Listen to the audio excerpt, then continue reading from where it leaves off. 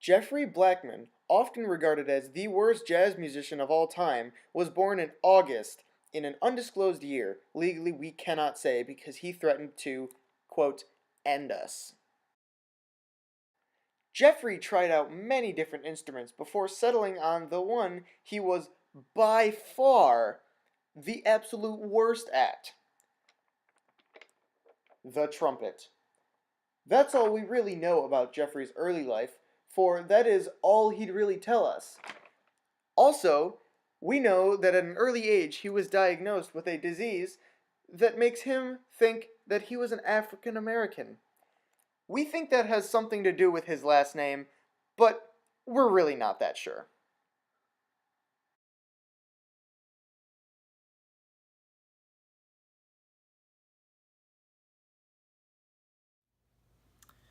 I met Jeffrey, well, I like to call him G, but he hates it. I guess that's why we're not really friends anymore. Well, anyways, we met as we both flunked out of Berkeley, the music college. And from then on, I guess we just kind of started a band. We called ourselves Geoffrey Blackman. I don't really know why, but when you've worked with him long enough, you know to give him you know to give him whatever he wants. Now, it was all fun and games for the band until they got to touring. Touring is what really would test their friendship and their musicianship.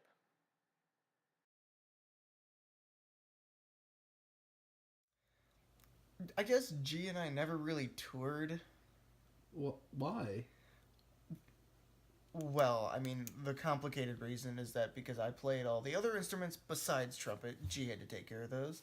So how can you have a live show with that? Huh, you really can't. Exactly. You can't.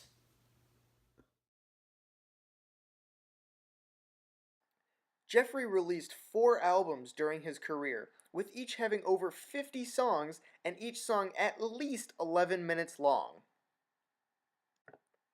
His first release, Trumpets Are Cool, made little to no impact to the jazz community, or any community for that matter, because it was released in 1998 when jazz was dead. Chart position on the Billboard Jazz Top 100 did not chart.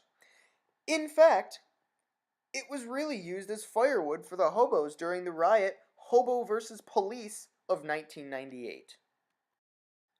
But alas, Jeffrey found success with 1999's E.T. and Me, his highest selling album, having sold 3 copies, one to bandmate Derek, one to his parents, which was later thrown away, and one sold to Chinese pirates for 12 million, for they believed him to be Miles Davis. Jeffrey, cashing in on E.T.'s pop culture status, was sued by Universal Studios for the same 12 million that he had just received. After the lawsuit, Jeffrey started getting into drugs and partying. E.T. and Me, Billboard Jazz Top 100 position did not chart. The successes of E.T. and Me put glamour and fame in Jeffrey's mind. After months of drug use and being in and out of rehab, Jeffrey legally changed his name to Jeff Parrots and released his third and unanimously worst album, They Hate Me 'Cause They Ain't Me.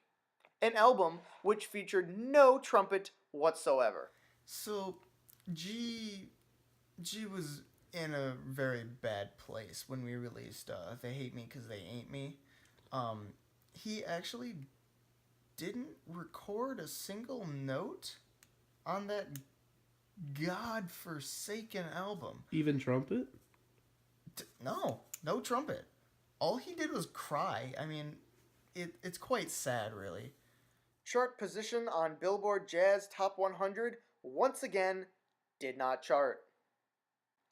After August's tragic 2001 release of They Hate Me 'Cause They Ain't Me, which many cite as the cause of the September 11th attacks, Jeffrey waited 3 years to release another awful album. After They Hate Me Cuz They Ain't Me, G and I decided that it would probably be best if we didn't work together anymore.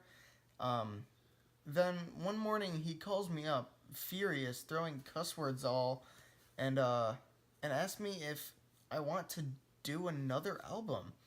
I immediately tell him no, only to find out that he was in my house about to punch me in the face. And he did. That was enough persuasion to get me back in the studio. Geoffrey released one more album before calling it quits, saying, "I've done so much for my country, I think that it's time to be honorably discharged from my wicked jazz duties." An album mostly made up of incoherent ramblings of love, it is the pinnacle of what jazz should not, ever, ever be. Chart position on Billboard Jazz Top 100? Do I really even need to tell you? It didn't chart.